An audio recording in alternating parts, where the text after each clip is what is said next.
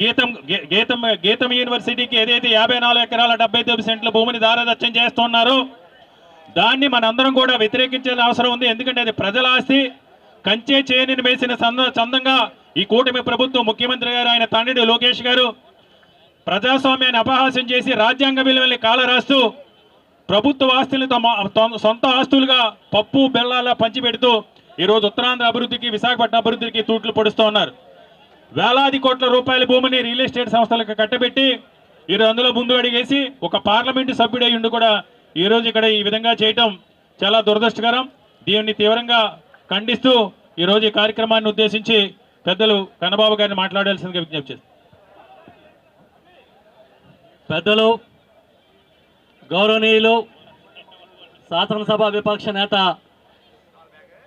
శ్రీ బొత్స సత్యనారాయణ గారికి, పార్టీ అధ్యక్షులు కేకే రాజు గారికి, మాజీ మంత్రివర్యులు అమర్ గారికి, ఇక్కడ హాజరైన కార్పొరేటర్లకు, కోఆర్డినేటర్లకు, ఇతర నాయకులందరికీ నమస్కారం.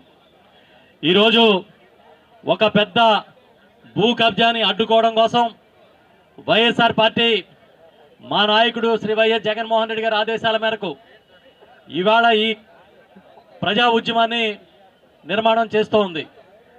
సుమారు 5,000 కోట్ల రూపాయలు విలువ చేసే భూమిని చంద్రబాబు నాయుడు గారి కుటుంబ సభ్యులు, వారి తనయుడి తోడలుడు, ఈ విశాఖపట్నం ఎంపీ భరత్ గారి యూనివర్సిటీకి, గీతం యూనివర్సిటీకి కట్టబెట్టే ఈ కార్యక్రమాన్ని మేమందరం తీవ్రంగా ఖండిస్తూ దీన్ని అడ్డుకోవడం జరుగుతూ ఉంది.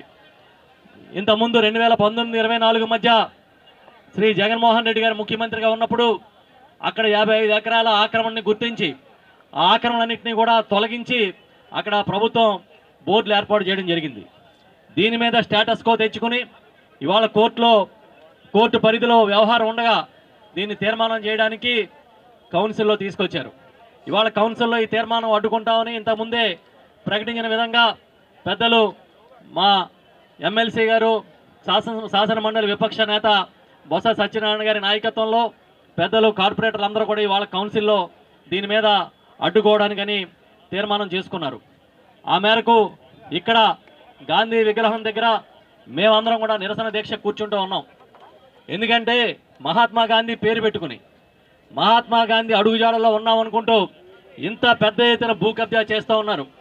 గతంలో ఒక 71 ఎకరాలు, ఇప్పుడు ఒక 54 ఎకరాలు, ఇంచుమించు 125 ఎకరాలు ఈ విశాఖపట్నంలో అత్యంత విలువైన భూముల్ని, సుమారు 12,000 కోట్ల రూపాయలు విలువైన భూముల్ని వీళ్ళు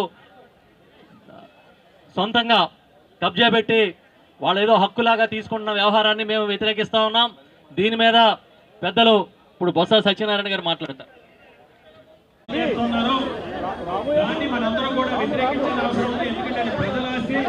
కంచే చేనిని వేసిన చందంగా ఈ కూటమి ప్రభుత్వం, ముఖ్యమంత్రి గారు, ఆయన తండ్రి లోకేష్ గారు ప్రజాస్వామ్యాన్ని అపహాస్యం చేసి రాజ్యాంగ విలువల్ని కాలరాస్తూ ప్రభుత్వ ఆస్తులు సొంత ఆస్తులుగా పప్పు బెల్లాలా పంచిపెడుతూ ఈరోజు ఉత్తరాంధ్ర అభివృద్ధికి, విశాఖపట్నం అభివృద్ధికి తూట్లు పొడుస్తూ ఉన్నారు.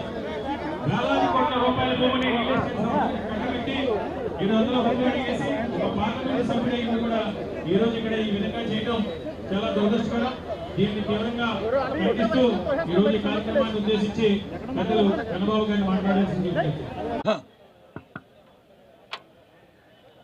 ఇప్పుడే పూజ్య బాపూజీ గారి మన నివాళులు అర్పించుకున్నాం. ఈరోజు జిఎంసి కౌన్సిల్ సమావేశం జరుగుతుంది. కౌన్సిల్ సమావేశంలో ఏదైతే చంద్రబాబు నాయుడు కుటుంబం సభ్యులు ఈ విశాఖపట్నంలో ఉన్న విలువైన భూమిని దోచుకోవడానికి గీతం సంస్థ ప్రయత్నం చేస్తుందో ఆ తీర్మానాన్ని ప్రవేశపెట్టారు. ఆ తీర్మానం మాకు పంపించిన ఎజెండాలో ఉంటే దాన్ని తొలగించమని ఇప్పటికే వాళ్ళకి రిక్వెస్ట్ కూడా పంపాం. మరి ఇవాళ కౌన్సిల్లో వాళ్ళ విత్డ్రా చేసుకుంటారని ఆశిస్తున్నాం.